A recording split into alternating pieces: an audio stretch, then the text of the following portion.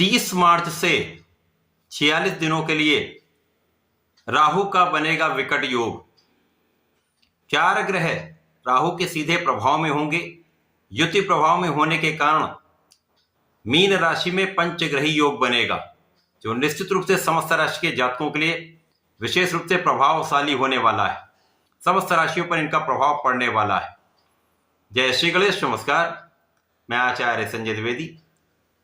मेरे समस्त प्रबुद्ध दर्शकों का मेरे चैनल पर हार्दिक स्वागत है।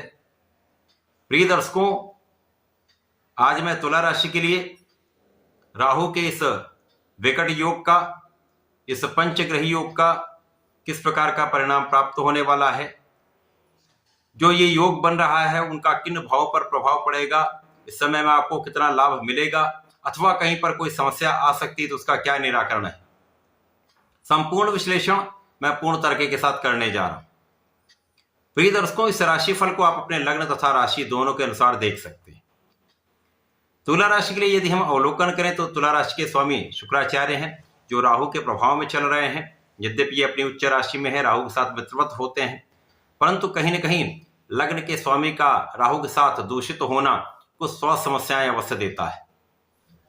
शुक्राचार्य यहाँ पर उच्च राशि में भी होंगे, इसी के साथ साथ ये विपरीत राजयोग में भी होंगे, तो यहाँ पर कुछ स्वास्थ्य समस्याएं तो होंगी, परंतु कुछ लाभ की स्थिति भी विशेष रूप से यहाँ पर बनेगी। इसके साथ ही साथ तुला राशि में ये जो पंचग्रही योग बन रहा है वो आपके षष्ठम भाव में बन रहा है। अब षष्ठम भाव जो कि त्रिक भाव है, रोग ऋण शत्रु का भाव है, यहाँ पर समस्त ग्रहों का प्रभाव निर्बल होता है। केवल सूर्यदेव इस त्रिक दोष से मुक्त होते हैं। अब यहाँ पर सूर्य, बुध, शुक्र तथा शनि का योग बनेगा, जो राहु के युति प्रभाव में होंगे, तो जड़ दोष रहेगा। शनि पर असाध्य योग बनेगा। सूर्य पर प्रारंभिक समय में ग्रहण का प्रभाव निश्चित रूप से रहेगा, परंतु जैसे जैसे ये गोचर आगे बढ़ेगा सूर्यदेव बलवान होते जाएंगे और इस समय में सूर्यदेव भी उच्चाभिलाषी होंगे, जिसके कारण सूर्य अति बलवान होंगे। तो सूर्य पर अधिक समय के लिए ग्रहण का प्रभाव प्राप्त नहीं होने वाला। अब जब सूर्य बलवान होते हैं तो निश्चित रूप से बुध को भी बल देंगे, शुक्र को भी बल देंगे। 30 मार्च को यदि हम स्थितियां देखते हैं तो सूर्यदेव यहां पर 15 डिग्री पर हो, राहु 2 डिग्री पर आ चुके होंगे, अर्थात ये मृत अवस्था की ओर पहुंच रहे हैं, तो बहुत कुछ ये प्रभावशाली नहीं होंगे। और शनिदेव प्रारंभिक समय में 0 डिग्री पर होंगे।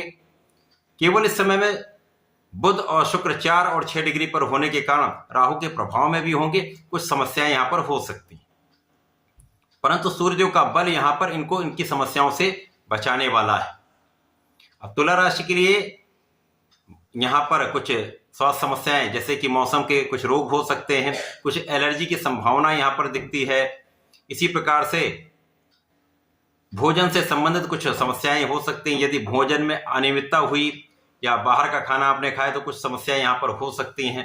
30 मार्च से लेकर 18 मई तक का जो समय है, उसमें जैसे जैसे ये गोचर आगे बढ़ेगा राहु मृत अवस्था की ओर जाएंगे, शनिदेव का बल बढ़ेगा, शनिदेव 18 मई तक 5 डिग्री पर पहुंच जाएंगे, सूर्यदेव अपनी उच्च राशि में पहुंच जाएंगे।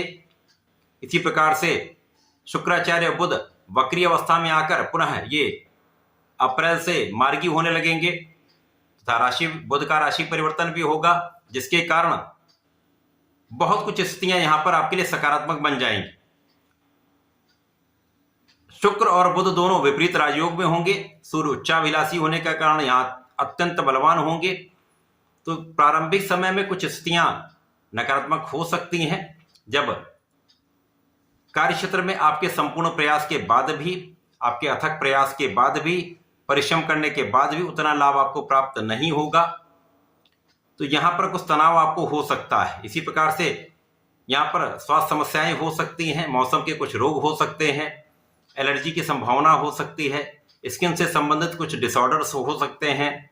इसी प्रकार से यहाँ पर भोजन से संबंधित अनियमितता या बाहर के भोजन से कुछ समस्याएं हो सकती हैं। अतः आपको अपने स्वास्थ्य का, अपने खाने पीने पर पूर्ण ध्यान देना होगा। लेकिन इस समय में जो जातक नौकरी के लिए प्रयासरत हैं, प्रयास कर रहे हैं, लेकिन उनका कार्य नहीं हो पा रहा है, इस समय में यदि आप प्रयास कर लेंगे तो तो आपका काम बनने लगेगा, आपको नौकरी की प्राप्ति हो सकती है। विशेष रूप से जो जहाँ तक विदेश जाना चाहते हैं नौकरी करने के लिए या व्यापार करने के लिए अथवा अपने प्रोफेशन के लिए, तो यहाँ पर इनका कार्य सिद्ध हो सकता है। विदेश जाकर एक अच्छा कार्य कर सकते हैं, अच्छा नाम कर सकते हैं, अच्छे धन की प्राप्ति कर सकते हैं। यहाँ पर कुछ शत्रु तो अवश्य बनेंगे, आपकी आलोचना करने वाले लोग अवश्य हो सकते हैं, परंतु प्रारंभिक समय में ये आपको कुछ तनाव दे सकते हैं। उसके पश्चात आपकी स्थिति अत्यंत प्रबल है, जिसके कारण शत्रुओं का पराभव भी होगा, आपकी विजय भी सुनिश्चित होगी। इस समय में सूर्य जब आगे बढ़ेंगे तो अपनी उच्च राशि की ओर इनका आगमन होगा, तो निश्चित रूप से आपकी लग्न को प्रबलता मिलेगी, शारीरिक समस्याएं दूर होंगी, आपके मानसिक तनाव दूर होंगे, आपका बल बढ़ जाएगा, आपके सामर्थ्य में वृद्धि होगी, आपके नेतृत्व की क्षमता में वृद्धि हो जाएगी, आपकी सोचने समझने का जो ढंग है वो बदल जाएगा। इस समय में आपके अधिकार क्षेत्र में भी वृद्धि होगी, आपके कार्य क्षेत्र में भी वृद्धि होगी। तो धीमे धीमे जैसे ये गोचर आगे बढ़ता जाएगा, शनिदेव बलवान होते जाएंगे, राहु निर्बल होते जाएंगे और सूर्य का बल बढ़ेगा। बुध शुक्र का प्रभाव भी यहाँ पर कई गुना बढ़ने वाला है, जिसके कारण कार्य क्षेत्र में भी प्रबलता आनी प्रारंभ हो जाएगी, निरंतरता आपको प्राप्त होगी, कार्य क्षेत्र से एक अच्छे धन का लाभ आप प्राप्त करने लगेंगे। इसी प्रकार से इस समय में वाणी का आप उचित उपयोग करें, क्योंकि वाणी की समस्या जो यहाँ पर हो सकती है, यदि बिना विचारे बोलेंगे तो समस्या आ सकती है, कुछ विवाद हो सकता है। इन विवादों से बचने के लिए वाणी पर पूर्ण नियंत्रण आवश्यक है। इसी प्रकार से इस समय मन के भटकाव से आपको बचना चाहिए। जब आप एकाग्र होंगे, कंसंट्रेट करके कोई काम करेंगे तो आपकी सफलता सुनिश्चित होती है, आपका किया हुआ परिश्रम सही दिशा में होता है, तो आपको लाभ भी अच्छा यहाँ पर प्राप्त होता है। क्योंकि यहाँ पर सूर्यदेव एकमात्र ऐसे ग्रह हैं जो बहुत सारी समस्याओं को दूर कर देते हैं, और सूर्य राजा हैं, इसी प्रकार से इनका व्यवहार भी है, आचरण भी है। तो जब ये बलवान होंगे तो आपके अंदर शासनिक क्षमता बढ़ जाएगी, शासन प्रशासन से आपको अच्छा लाभ मिलेगा। सरकारी नौकरी में हैं तो वहाँ पर जो समस्याएं आ रही हैं उनका निस्तारण हो जाएगा, रास्ते निकल आएंगे, तो लाभ के नए नए अवसर आपको प्राप्त हो जाएंगे, कार्यक्षेत्र में वृद्धि के नए अवसर प्राप्त हो जाएंगे। सफलता की दृष्टि से ये माह जैसे जैसे आगे बढ़ेगा आपके लिए लाभदायक होगा। इस समय में जो 46 दिन का समय है, शनिदेव का प्रभाव आपके षष्ठम भाव में होगा। यहां पर आपकी एकाग्रता में कमी अथवा पे कुछ लापरवाही, आपके ज्ञान के क्षेत्र में, आपके शिक्षा के क्षेत्र में कुछ समस्याएं प्रारंभिक समय में कर सकते हैं। अतः आपको यहाँ पर अपनी पढ़ाई पर ध्यान देना होगा, पूर्ण रूप से आत्मबल प्रबल करके यहाँ पर आपको प्रयास करना चाहिए, अपने पढ़ाई में ध्यान लगाना चाहिए, जिससे आपका रिजल्ट अच्छा आए, आपका परिणाम अच्छा प्राप्त हो पाए। इसी प्रकार से जो लोग सरकारी नौकरी के प्रयास में हैं, यदि संपूर्ण प्रयास करते हैं तो नौकरी में सफलता अवश्य मिलेगी, परंतु लापरवाही यहाँ पर समस्या का कारण भी बन सकती है। इस समय में संतान पक्ष कुछ निर्बल हो सकता है तथा प्रेम संबंधों के लिए समय बिल्कुल भी ठीक नहीं, यहाँ पर इनसे दूरी बनाना ही आपके लिए उचित होगा। जब राहु 18 मई को 0 डिग्री पर पहुंच जाएंगे तथा शनिदेव 5 डिग्री पर होंगे तथा अन्य ग्रहों की स्थिति अत्यंत प्रबल होंगी, तब निश्चित रूप से आपके समस्त कार्यों में आपको सफलता मिलेगी, चाहे वो आपका प्रोफेशन हो, चाहे आपकी नौकरी का भाव हो, चाहे आपकी व्यापारिक स्थिति हो। समस्त कार्यों में आपको वृद्धि का अवसर मिलेगा, नए कॉन्ट्रैक्ट्स मिल सकते हैं, नौकरी में पदोन्नति का योग बनेगा, धन वृद्धि के संपूर्ण अवसर आपको प्राप्त होंगे। इस समय में आपके शत्रुओं का विनाश निश्चित है तथा आपकी संपूर्ण सुरक्षा सुनिश्चित हो रही।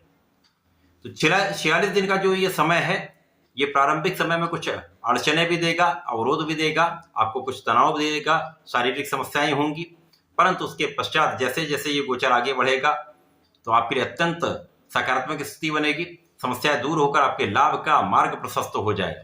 यहां से ही इस वर्ष का लाभ आपके लिए प्रारंभ हो जाता है। इस पूरे समय में आपको नियमित रूप से भगवान भोलेनाथ की आराधना करनी चाहिए, नमः शिवाय पंचाक्षर मंत्र का जप करना चाहिए, कम से कम 108 बार प्रतिदिन करें तथा भगवान भोलेनाथ पर प्रति शुक्रवार को पंचामृत से अभिषेक करते हैं तो स्वास्थ्य समस्याएं भी दूर होंगी, ऐश्वर्य वैभव में वृद्धि होगी, धन संपदा बढ़ेगी। तो ऐसा करके इसका उपयोग करें, लाभ लें। धन्यवाद, नमस्कार।